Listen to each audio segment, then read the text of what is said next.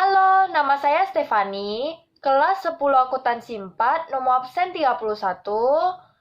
Pada hari ini saya akan membahas tentang perayaan musim semi atau perayaan Imlek. Simak terus video ini. Sebelum kita masuk ke inti-intinya, kita harus mengetahui terlebih dahulu tentang pengertian dari perayaan Imlek.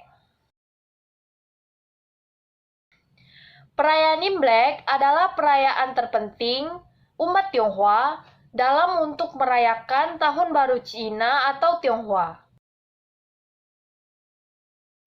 Setelah kita mengetahui tentang pengertian dari perayaan Imlek ini, kita masuk ke pembahasan pertama, yaitu sejarah dari perayaan Imlek ini. Sebelum dinasti Qin, tanggal perayaan permulaan Tahun Baru Cina masih belum jelas.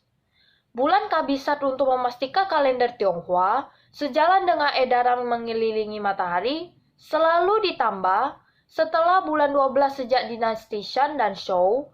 Kaisar pertama Cina yaitu Qin Shi Huang menukar dan menetapkan bahwa tahun Tionghoa berawal pada bulan 10 pada 221 sebelum Masehi. Pada 104 sebelum Masehi, Kaisar Wu Yongming yang memerintahkan sewaktu dinasti Han menetapkan bulan 1 sebagai awal tahun sampai sekarang. Pada masa dinasti Qin, Kang Youwei menyarankan agar penanggalan menggunakan Kongji, era yang dihitung dari tahun kelahiran Kongqi. Sedangkan Liu Shipei menolak dan mengusulkan agar tahun kalender Tionghoa dihitung dari kelahiran Huang Ti. Yang menjadi suatu masalah, kapan Huang Ti dilahirkan untuk dijadikan patokan perhitungan penanggalan Huang Ti. Liu Shipei memperkirakan tahun 2711 sebelum Masehi adalah tahun kelahiran Huang Ti. Jadi, Song Qiaoren memperkirakan tahun 2697 sebelum Masehi adalah tahun kelahiran Huang Ti. Dan akhirnya banyak orang sepakat untuk menerima tahun 2697 sebelum Masehi sebagai awal penanggalan Huang Ti. Dari angka inilah, sekarang tahun baru Imlek ini bisa disebut tahun baru Imlek 4708 HE. Yang kedua yang akan kita bahas adalah makna perayaan Imlek. Semula Imlek merupakan perayaan yang dilakukan oleh para petani di Tiongkok untuk menyambut permulaan musim semi setiap tahunnya. Di momen ini, mereka mengucapkan rasa syukur dan doa harapan agar mendapat rezeki berlimpah di tahun depan. Mereka pun berkunjung ke makam para leluhur dengan membawa persembahan makanan dan minuman. Lalu sembahyang di tempat ibadah, berdoa pada dewa dan dewi, serta menjamu sejumlah kerabat dan tetangga. Karena itulah, sampai saat ini, Hari Raya Imlek diidentik dengan pertemuan semua anggota keluarga. Perayaan Imlek diharapkan mampu memperkuat tali kasih keluarga untuk memulai lembaran kehidupan di tahun baru.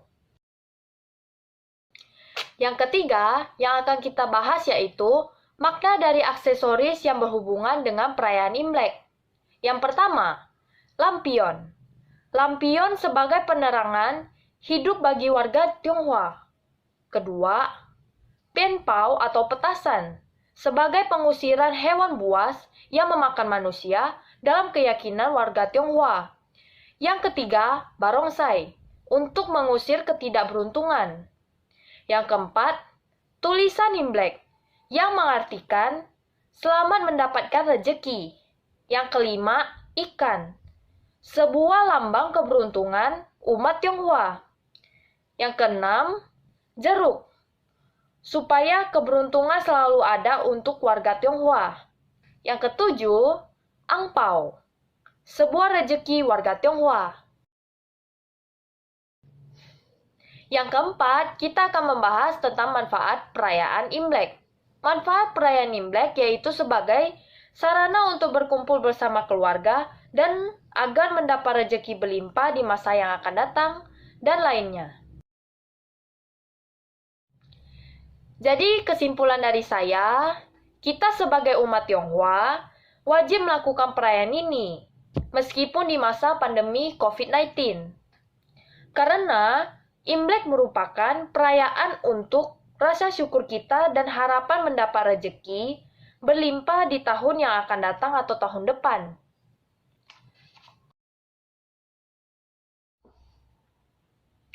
Sekian dari saya. Jika ada salah kata atau kata-kata yang menyinggung, mohon dimaafkan. Sekian dari saya. Terima kasih. Namo Buddhaya.